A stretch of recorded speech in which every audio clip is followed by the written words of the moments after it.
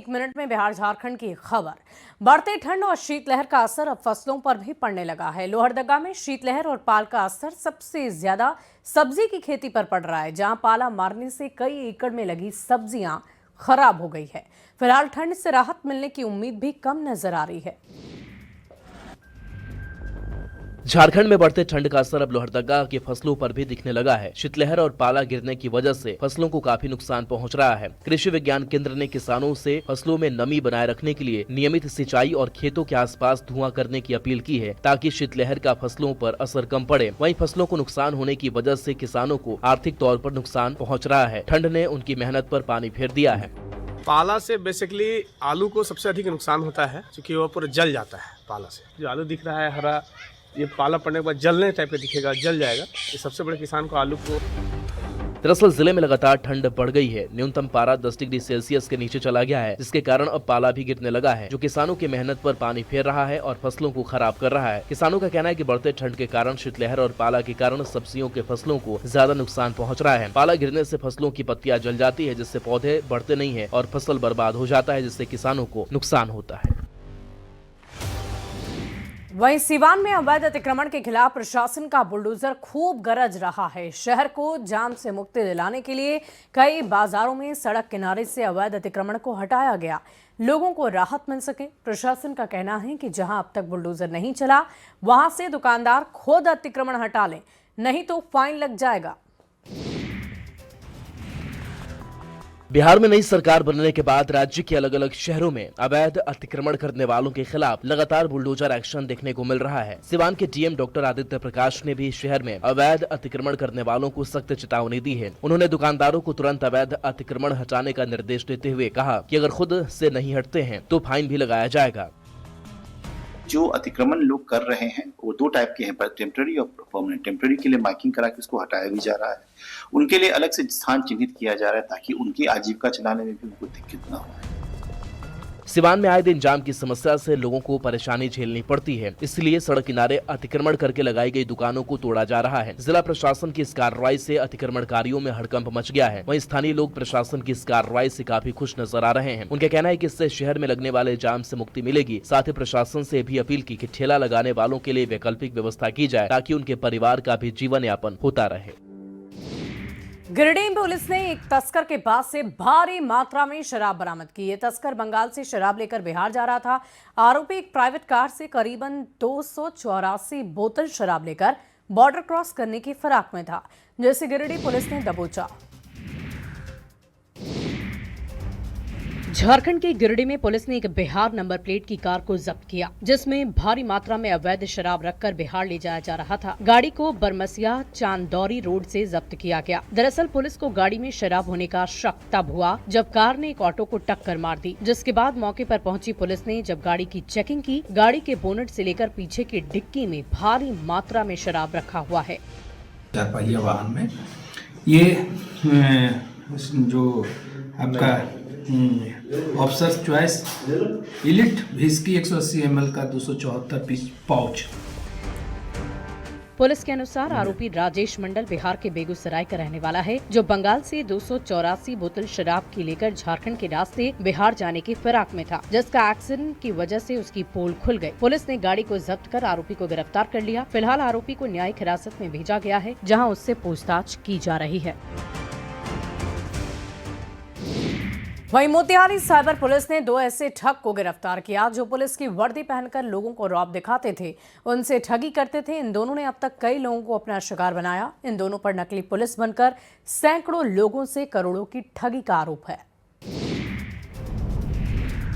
मोतिहारी के साइबर थाने की पुलिस ने 2 नकली पुलिस को गिरफ्तार किया है। पुलिस ने इन दोनों नकली पुलिस कर्मी को pan card, ATM card, passbook, mobile और गाड़ी के साथ गिरफ्तार किया है। साइबर पुलिस को गुप्त सूचना मिली थी कि रक्सौल थाने में महेंद्र कुमार और राजू कुमार सोनी दोनों पुलिस की वर्दी पहनकर लोगों से ठगी का काम करते हैं। वाहन जाँच अभियान या एटीएम में भीड़ देखते हैं, लोगों को भगाते थे और उनके एटीएम से पैसे की निकासी करते थे। वहीं पुलिस ने गुप्त सूचना के आधार पर एक टीम का गठन किया और 2 नकली पुलिस कर्मी को गिरफ्तार कर लिया। दरअसल पुलिस को सूचना मिली थी कि 2 नकली पुलिस बनकर लोगों से ठगी करते हैं, जिसके बाद पुलिस ने एक टीम का गठन किया और दोनों नकली पुलिस वालों को गिरफ्तार कर लिया। पुलिस इन दिनों अपराधियों और माफिया के खिलाफ लगातार कार्रवाई कर रही है। इसी क्रम में पुलिस को इन दोनों की लगातार शिकायत मिल रही थी, जिस पर कार्रवाई करते हुए दोनों को गिरफ्तार कर पुलिस के हवाले कर दिया गया। अब पुलिस इन दोनों से पूछताछ कर रही है, ये दोनों अकेले ऐसा काम कर रहे थे या फिर इनके पीछे किसी गिरोह का हाथ था। भागलपुर में भी अवैध अतिक्रमण करने वालों पर प्रशासन ने कार्रवाई शुरू कर दी है। नगर निगम और ट्रैफिक पुलिस ने फिलहाल अतिक्रमण करने वालों को सड़क किनारे से अतिक्रमण हटाने का नोटिस दे डाला है। साथ ही अतिक्रमण नहीं हटाने पर कार्रवाई की चेतावनी दी है। बिहार में अवैध अतिक्रमण करने वालों के खिलाफ प्रशासन लगातार कार्रवाई कर रही है। भागलपुर पुलिस ने अवैध अतिक्रमण करने वालों पर कार्रवाई करते हुए शहर को अतिक्रमण मुक्त कराने का अभियान शुरू कर दिया है। शहर के अलीगंज चौराहे से लेकर लोहिया पुल तक सड़क किनारे अतिक्रमण कर दुकान लगाने वालों को चेतावनी देने के साथ साथ सड़क को अतिक्रमण मुक्त करने को कहा गया। पहले दिन लोगों से अपील की गई, अतिक्रमण मुक्त अभियान में सहयोग करे और सड़क किनारे से अतिक्रमित को हटा दे, नहीं तो उनसे फाइन वसूला जाएगा और कार्रवाई की जाएगी। भागलपुर में नगर निगम और ट्रैफिक पुलिस ने संयुक्त रूप से अतिक्रमण के खिलाफ अभियान चलाया गया है। ट्रैफिक डीएसपी का कहना है कि लगातार शहर में जाम की समस्या से लोग परेशान हो रहे हैं, जिसको देखते हुए अतिक्रमण मुक्ति अभियान की शुरुआत की गई। उन्होंने कहा कि पूरे शहर में ये अभियान चलाया जा रहा है। पहले लोगों से खुद अतिक्रमण हटाने को कहा गया कि अगर ये लोग नहीं माने तो सख्त कार्रवाई की जाएगी। और देखिए, मोतिहारी में स्वास्थ्य विभाग की एक बड़ी लापरवाही देखने को मिली है, जहां खांसी और सीने में दर्द की शिकायत लेकर मरीज डॉक्टर ने कुत्ता काटने का इंजेक्शन लगा दिया। अब ये मामला उजागर होते ही डॉक्टर की किरकिरी हो रही है, आलोचना की जा रही है। मोतिहारी में स्वास्थ्य विभाग का एक अजीबोगरीब कारनामा देखने को मिला है, जहां खांसी और सीने में दर्द की शिकायत लेकर पहुंचे एक मरीज को संग्रामपुर पीएचसी में डॉक्टर ने कुत्ता काटने का इंजेक्शन लगा दिया। गलत इंजेक्शन देने का खुलासा तब हुआ जब खांसी और सीने में दर्द से राहत नहीं मिलने पर मरीज ने जब डॉक्टर की पर्ची गाँव वालों को दिखाया, तब जाकर पता चला कि डॉक्टर ने जो इंजेक्शन लगाया वो खांसी और सीने में दर्द का नहीं बल्कि कुत्ता काटने का है। भूख नहीं खेला, बस इतना ही हम कहनी। ओकरा बाद दवा लिख ले, पुर्जा बुर्जा ले, कुकुर के सुई पड़ गई। फिर एगो 1 तारीख के भइल, तब वो अधिकारियों लोग काले हॉस्पिटल के कहलक इस तरह कुकुर के सुई लोग दे देले। वहीं जब इस मामले में संग्रामपुर पीएचसी के प्रभारी का कहना है कि अस्पताल के किसी कर्मचारी ने साजिश के तहत हरकत की है, जबकि मरीज का कहना है कि उसने डॉक्टर को बताया था कि उसे खांसी और सीने में दर्द है, बावजूद इसके उसे गलत इंजेक्शन दिया गया। वहीं जिला स्वास्थ्य विभाग के अपर चिकित्सा पदाधिकारी SN सत्यार्थी ने कहा कि उन्होंने मामले की जाँच के लिए 4 सदस्यीय टीम का गठन कर दिया है, जो मामले की जाँच करेगी।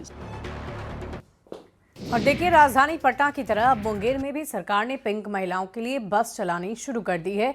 इसका निर्णय लिया गया है। इन बसों की सबसे खास बात यह है कि इसमें ड्राइवर से लेकर कंडक्टर तक महिलाएं ही होंगी। सरकार के इस फैसले से महिलाएं काफी खुश नजर आ रही है।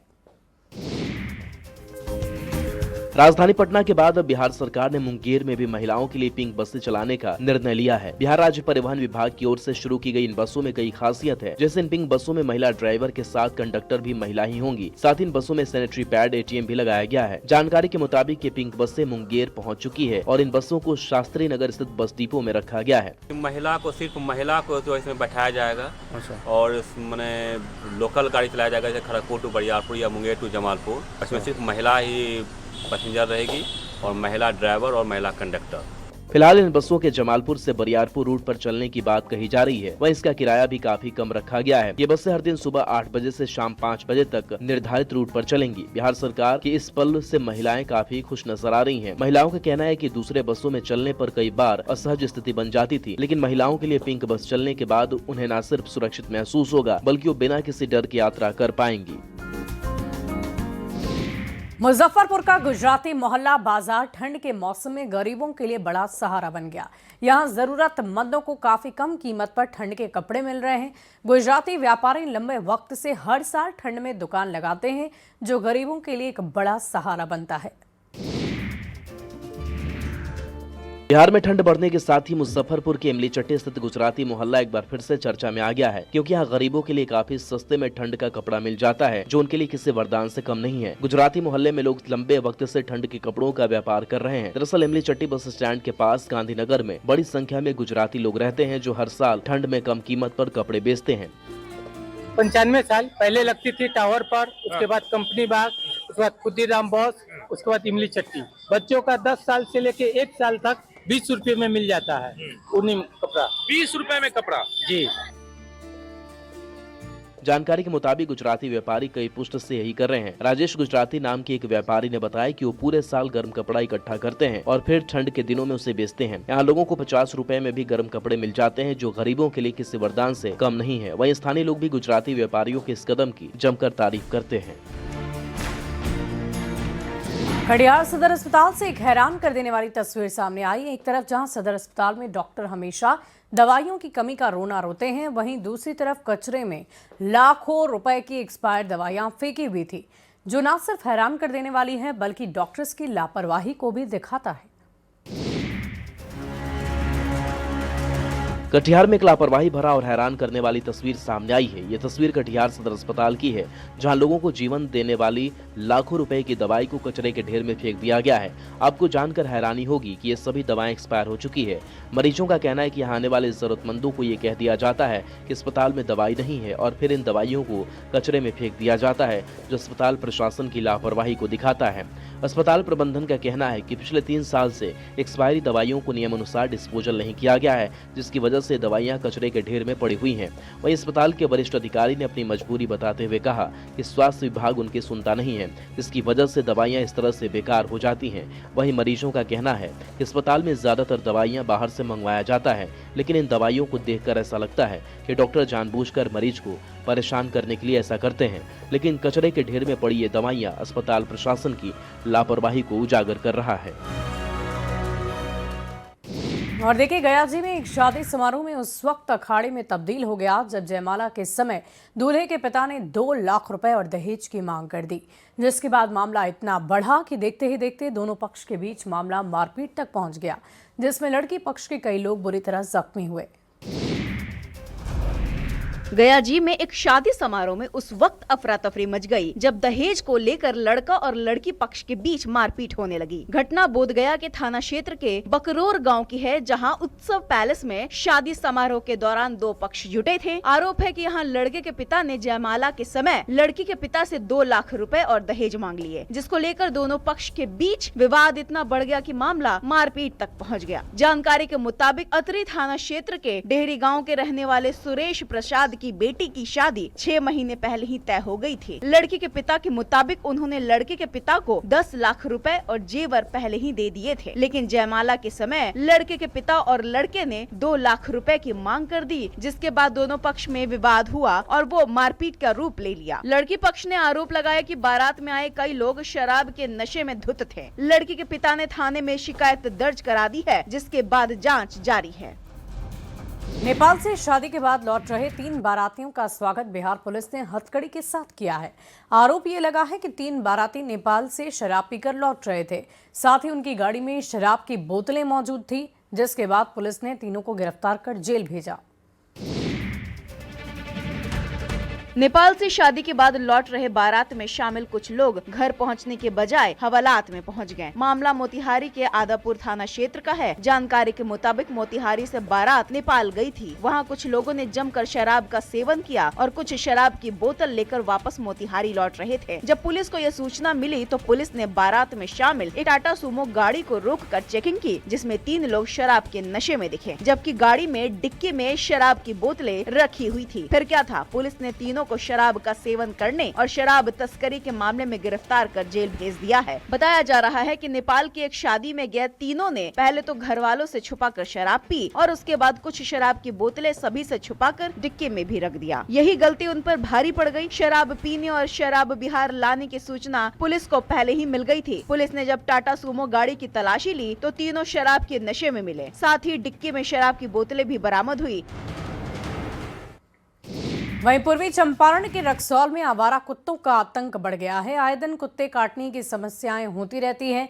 सबसे ज्यादा परेशान हैं स्कूली बच्चे, जिन्हें डर हो गया है और ऐसे में वो स्कूल जाने से भी बचते नजर आए हैं। पूर्वी चंपारण के रक्सौल नगर परिषद इलाके में आवारा कुत्तों के आतंक से सभी परेशान हैं। इलाके में आवारा कुत्तों का आतंक इतना बढ़ गया है कि छोटे बच्चे हो या बुजुर्ग सभी परेशान हैं। जिले में कुत्ता काटने वाले मरीजों की संख्या काफी बढ़ गई है, लेकिन नगर निगम ने अभी तक आवारा कुत्तों से बचने के लिए कोई ठोस कदम नहीं उठाया है, जिससे न सिर्फ बच्चे और बुजुर्ग, शहर में व्यवसायी भी काफी परेशान नजर आ रहे हैं। दरअसल रक्सौल नगर परिषद में कुत्तों का आतंक काफी ज्यादा बढ़ गया है। आए दिन आवारा कुत्तों के काटने की घटना सामने आती रहती है। अस्पताल में भी ऐसे मरीजों की संख्या काफी बढ़ गई है। स्थानीय लोगों का आरोप है कि उन्होंने कई बार नगर निगम के अधिकारियों से कुत्तों को लेकर शिकायत की, लेकिन आवारा कुत्तों से बचाव के लिए अभी तक कोई ठोस कदम नहीं उठाया गया। सबसे ज्यादा परेशानी स्कूली बच्चों को होती है। बताया जा रहा है कि कई स्कूली बच्चों को कुत्ते ने काटा, जिससे स्कूली बच्चों में डर का माहौल है। वो अकेले स्कूल जाने से भी डरने लगे हैं। बिहार नेपाल सीमा से पिछले 6 महीने में 100 से ज्यादा लड़कियों के गायब होने का मामला आया है। बताया जा रहा है कि मानव तस्कर इन लड़कियों को एशिया खाड़ी देश, यहां तक कि दक्षिण अमेरिका जैसे देशों में भी बेचते हैं। बिहार नेपाल के सीमावर्ती जिलों से पिछले 6 महीने में 100 से ज्यादा लड़कियों के गायब होने का मामला अब मानवाधिकार आयोग तक पहुंच गया है। मामले में मुजफ्फरपुर के रहने वाले मानवाधिकार मामलों के अधिवक्ता SK झा ने राष्ट्रीय मानवाधिकार आयोग और बिहार राज्य मानवाधिकार आयोग में 2 अलग अलग याचिका दायर की है। उन्होंने बताया कि अपने देश के अलावा नेपाल, चीन, ब्राजील, सऊदी अरब में बेटियों को बेचा जा रहा है। मोतिहारी से सटे भारत नेपाल बॉर्डर वाले क्षेत्रों में इस प्रकार की घटना को अंजाम देने वाले तस्कर काफी संख्या में सक्रिय हैं। अधिवक्ता SK झा ने कहा कि नशा कारोबारियों द्वारा लड़कियों का इस्तेमाल नशीले पदार्थ की तस्करी में किया जाता है। इसके अलावा भारत के जम्मू कश्मीर, पुडुचेरी, चीन, सऊदी अरब, दुबई समेत गल्फ कंट्री, अर्जेंटीना जैसे देशों में शादी कराकर बच्चा पैदा करने, जनरेशन चेंज कराने, बच्चे के दूध को पिलाने और देह व्यापार जैसे काम के लिए लड़कियों को फंसाकर विदेश भेज दिया जाता है। और देखिए, जब से बिहार में नई सरकार का गठन हुआ, तब से किसी न किसी शहर से बुलडोजर एक्शन की तस्वीर आ रही है। सिवान शहर में अवैध अतिक्रमण पर जिला प्रशासन ने बुलडोजर कार्रवाई की, कई अवैध दुकानों को ध्वस्त कर दिया।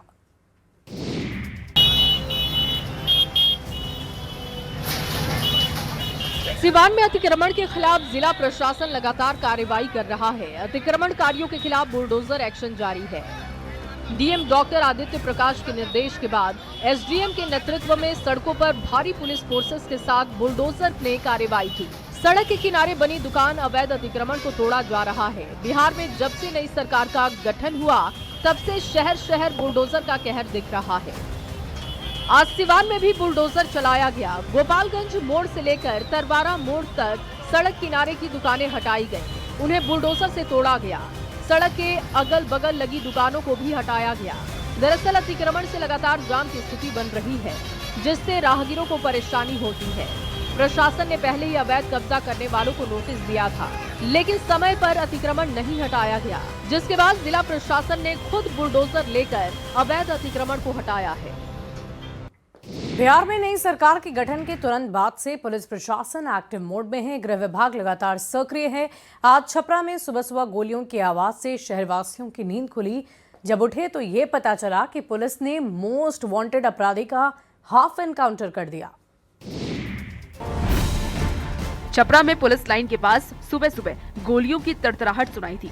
शहरवासी गहरी नींद में सो रहे थे, लेकिन शहर की सुरक्षा के लिए जवान मुस्तैद थे। दरअसल हत्याकांड के आरोपी शिकारी राय और एसआईटी के बीच गोलियां चल रही थी। पुलिस की टीम दबिश देने गई थी, लेकिन अपराधी ने खुद को पुलिस से घिरता देख फायरिंग शुरू कर दी। पुलिस ने भी मोर्चा संभाला और जवाबी कार्रवाई की, जिसमें अपराधी शिकारी राय को एक गोली लगी और पुलिस ने मौके से ही गिरफ्तार कर लिया। शिकारी राय को तुरंत अस्पताल ले जाया गया, जहां इलाज चल रहा है। दरअसल पुलिस आजाद सिंह हत्याकांड का जांच कर रही थी, तभी एसआईटी को इनपुट मिली कि आरोपी विशुनपुर के पास घर में छिपे हैं। एसआईटी ने तुरंत पुलिस बल के साथ चारों तरफ से घेराबंदी कर दबोचने की कोशिश की। ऐसे में पुलिस को चकमा देने का प्रयास किया, हालांकि वो कामयाब नहीं हो पाया। अपराधी ने जैसे ही पुलिस को टारगेट कर फायरिंग की, पुलिस ने भी तुरंत पलटवार किया और एक गोली अपराधी के पैर में लग गई। वहीं इस ऑपरेशन में पुलिस के एक जवान भी घायल हो गए। मुंगेर के हवेली खड़गपुर के पास एक विदेशी पक्षी मिला है, जो गंभीर रूप से घायल था। ग्रामीणों ने जब देखा तो होश ही उड़ गए, जिसके बाद वन विभाग को सूचना दी गई। रेस्क्यू कर इलाज कराया जा रहा है। मुंगेर में तब अफरा तफरी मच गई जब विदेशी साइबेरियन पक्षी गांव के करीब दिखा। हवेली खड़गपुर प्रखंड के शामपुर बागेश्वरी बहियार में रविवार को एक विशालकाय पक्षी घायल अवस्था में पाया गया। जमीन पर पड़े इस दुर्लभ दिखने वाले पक्षी को देख करके ग्रामीणों में दहशत फैल गई और देखते ही देखते मौके पर बड़ी संख्या में लोग जुट गए। स्थानीय लोगों ने तुरंत इसकी जानकारी शामपुर वन क्षेत्र के अधिकारियों को दी। ग्रामीणों की सूचना पर वन विभाग की टीम मौके पर पहुंची और पक्षी को सुरक्षित रेस्क्यू किया। निरीक्षण में ये पाया गया कि उसके चोंच पर गंभीर चोट के निशान हैं, जो किसी कठोर वस्तु से टकराने या किसी हथियार से हमले की ओर इशारा करते हैं। इसके अलावा पंखों पर भी चोटें पाई गई हैं। वरीय अधिकारियों के निर्देश पर घायल पक्षी को बेहतर देखभाल के लिए भागलपुर स्थित सुंदरवन भेजा गया है, जहां विशेषज्ञ चिकित्सकों के द्वारा उसका इलाज किया जा रहा है। प्रारंभिक जांच में ये विदेशी प्रजाति का पक्षी पाया गया, जो सामान्यतः ऑस्ट्रेलिया क्षेत्र में पाया जाता है। सीतामढ़ी के परसौनी प्रखंड का मुसहरी गांव आज भी मूलभूत सुविधाओं के लिए संघर्ष कर रहा है। गांव में आने जाने के लिए एकमात्र नाव ही सहारा है। 2500 की आबादी आज भी पुल के सहारे ही आवागमन करती है। जहां देश में एक तरफ शानो शौकत से लोग चल रहे हैं, दूसरी तरफ नाव को ही अपना विकास समझा जा रहा है। बिहार में कोसी, दियारा या गंडक क्षेत्र के लोगों के लिए नाव ही सहारा है, लेकिन जो गांव नदी के किनारे नहीं है, वो भी नाव के सहारे दिन की शुरुआत करे तो हैरानी लाजमी है। दरअसल सीतामढ़ी के परसौनी प्रखंड का मुसहरी गांव के लोगों के लिए आज भी नाव ही एक सहारा है। आजादी के बाद से अब तक एक पुल के लिए गांव संघर्ष कर रहा है। गांव की आबादी तकरीबन 2500 है, लेकिन गांव से निकलने का एकमात्र जरिया नाव ही है। वहीं स्कूल, अस्पताल या दुकान जाने के लिए नाव ही एकमात्र सहारा है। जहां देश में एक तरफ लोग शानो शौकत से चलते हैं, तो दूसरी तरफ लोग आज भी नाव को ही अपना विकास समझते हैं। हालांकि ग्रामीणों का ये कहना है कि कई बार हादसे हो चुके हैं, कई बार जनप्रतिनिधि के दरवाजे खटखटा चुके हैं, लेकिन पुल की जगह आश्वासन ही मिलता है। ग्रामीण दशकों से अपने मूलभूत सुविधा की मांग उठा रहे हैं, लेकिन कोई पहल करने के लिए आगे नहीं आ रहा है। उम्मीद है कि खबर दिखाने के बाद प्रशासन और जनप्रतिनिधि अपना वादा निभाएंगे। सिवान के रघुनाथपुर में अंबारी मध्य विद्यालय के ठीक सामने पेड़ पर विशाल अजगर नजर आया। अजगर सांप को देखने के लिए बच्चे और राहगीरों की भीड़ उमड़ पड़ी। विशालकाय अजगर की मौजूदगी से ग्रामीणों में दहशत है। सिवान के अम्बारी गांव में एक विशाल अजगर दिखा। अजगर पेड़ पर चढ़ करके टहनी से लिपटा हुआ था। जैसे ही ग्रामीणों की नजर इस विशालकाय अजगर पर पड़ी, तो देखने के लिए भीड़ उमड़ पड़ी। यह तस्वीर सिवान जिले के रघुनाथपुर थाना क्षेत्र की है, जहां रघुनाथपुर आंदर मुख्य मार्ग पर स्थित अम्बारी मध्य विद्यालय के ठीक सामने सड़क के किनारे पेड़ पर विशाल अजगर दिखाई दिया। अजगर सांप को देखने के लिए बच्चों और राहगीरों की जन सैलाब उमड़ पड़ी। सभी लोग तस्वीर को अपने अपने मोबाइल में कैद करने लगे, तो वहीं वन विभाग को इसकी सूचना दी गई। दरअसल विशालकाय अजगर पेड़ के सबसे ऊपरी छोर पर बैठा था। काफी ऊंचाई पर होने के चलते सही से नजर आना भी मुश्किल हो रहा था। हालांकि मौजूद लोग सब अपने अपने कैमरे में तस्वीर को कैद कर रहे थे। वहीं अजगर को दूर से देखने पर करीब 10 फीट लंबा दिखाई दे रहा था, जिससे कि आसपास के लोगों में दहशत का माहौल बन गया।